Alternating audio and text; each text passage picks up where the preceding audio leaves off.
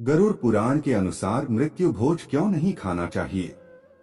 गीता में श्री कृष्ण ने कहा है, आत्मा अजर अमर है, आत्मा का नाश नहीं हो सकता, आत्मा केवल युगों युगों तक शरीर बदलती है। किसी भी व्यक्ति की मृत्यु हो जाने के बाद हिंदू संस्कृति में बहुत सारे संस्कार किए जाने का विधान है, जिनमें से किसी की मृत्यु के 13वें दिन भोजन करवाए जाने का विधान है। दशकों पहले तो केवल ब्राह्मणों को भोजन करवाया जाता था, लेकिन आज के बदलते दौर में मृत्यु भोज आयोजित किया जाता है। दोस्तों, जब किसी की मृत्यु हो जाती है तो कुछ दिन बाद मृत्यु भोज किया जाता है, जिसमें से कुछ लोग मृत्यु भोज खाते हैं और कुछ लोग नहीं खाते हैं। यहाँ तक कि मृत्यु भोज को लेकर एक डर पैदा होता है कि मृत्यु भोज खाना चाहिए कि नहीं। तो आइए जानते हैं मृत्यु भोज क्यों नहीं खाना चाहिए। मृत्यु भोज एक धार्मिक विधि जिसमें एक व्यक्ति के मृत्यु के बाद उसके संगठन या परिवार में एक भोजन करते हैं। इस विधि का अर्थ है कि उस व्यक्ति की आत्मा की स्वच्छता के लिए प्रार्थना की जाती है और उसके परिवार या समुदाय को समय की बुराई से छुटकारा मिलता है। हालांकि मृत्यु भोज को वैज्ञानिक रूप से अधिकांश स्थानों पर अनुचित माना जाता है, इसलिए मृत्यु भोज नहीं खाना चाहिए और इस पर कई स्थानों पर प्रतिबंध हैं। क्या मृत्यु भोज खाना पाप है? मृत्यु भोज खाना ऐसी प्रथा है जिसमें लोग अपने मृत के परिजनों को शव स्थान पर खाना परोसते हैं। इस प्रथा को अधिकांश समाजों में पाप माना जाता है। हालांकि यह प्रथा अधिकांश समाजों में मना हो चुकी है, लेकिन इसके अभी भी कुछ छोटे समूह हैं जो इसका पालन करते हैं। मृत्यु भोज क्यों नहीं खाना चाहिए?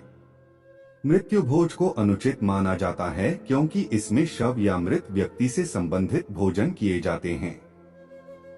इससे कई लोगों को अहंकार होता है और इसके कारण सामाजिक अस्वीकार होता है। हालांकि मृत्यु भोज एक धार्मिक विधि है जो कई स्थानों पर मान्यता प्राप्त है, लेकिन अधिकांश स्थानों पर इससे प्रतिबंध हैं और इसे अनुचित माना जाता है। 13वीं का भोजन क्यों नहीं करना चाहिए? 13वीं भोजन एक धार्मिक विधि है जो अधिकांश हिंदू धर्म में मानी जाती है। इस विधि का अर्थ है कि एक व्यक्ति की मृत्यु के बाद उसके परिवार या संगठन में 13वीं भोजन कराते हैं। इस विधि में 13 दिन बाद उस व्यक्ति की मृत्यु के बाद भोजन किया जाता है।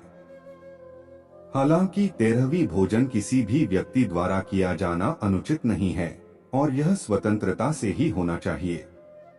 13वीं का भोजन कोई विशेष धार्मिक या सामाजिक विधि नहीं है जो अधिकांश स्थानों पर मानी जाती है। तो 13वीं का भोजन करना चाहिए। गरुड़ पुराण एक हिंदू धर्म का अध्याय है जो मृत्यु, मरण और अंतर्जातियों में जाने की प्रक्रिया से संबंधित है। इस अध्याय में गरुड़ महर्षि को मारण के बाद उनके संगठन या परिवार में एक भोजन करने की सूचना मिलती है। मृत्यु भोज नहीं खाना चाहिए और इससे कई स्थानों पर प्रतिबंध हैं। हमारे समाज में मरण एक स्वतंत्र रूप से भयानक और दुखद घटना है जो हमारे समाज में एक स्वाभाविक हिस्सा है। गरुड़ पुराण के मुताबिक मौत के बाद मृतक की आत्मा 13 दिनों तक अपने ही घर में रहती है। 13 दिन तक आत्मा में इतनी शक्ति नहीं होती है कि वो यमलोक तक जा सके। लिहाजा 10 दिनों तक पिंडदान करके आत्मा को ताकत दी जाती है ताकि वो यमलोक तक जा सके। इसके बाद अगले 3 दिनों में आत्मा का बेहद सूक्ष्म शरीर बनता है और फिर वो यमलोक की यात्रा पर निकलती है। इसीलिए मृत्यु के 13 दिन बाद 13वीं की जाती है, जब तक आत्मा अपनी यात्रा पर निकल चुकी होती है। यदि पिंडदान न किया जाए तो यमदूत आत्मा को यमलोक तक लेकर जाते हैं। ऐसे में आत्मा की ये यात्रा बहुत कष्टदायी हो जाती है। इसी सफर को आसान बनाने के लिए कई तरह के संस्कार किए जाते हैं। वहीं आत्मा की शांति के लिए ब्राह्मण भोज कराया जाता है। चूंकि आत्मा 13 दिन तक अपने घर पर रहती है, इसलिए 13 ब्राह्मणों को भोज कराया जाता है। इतना ही नहीं, 13 दिन तक मृतक के लिए भी थाली लगाई जाती है। ऐसा मृतक के सम्मान में किया जाता है क्योंकि मरने के बाद भी 13 दिन तक उसकी आत्मा घर में ही रहती है। लिहाजा घर के बाकी सदस्यों की तरह उसे भी भोजन परोसा जाता है। धन्यवाद दोस्तों।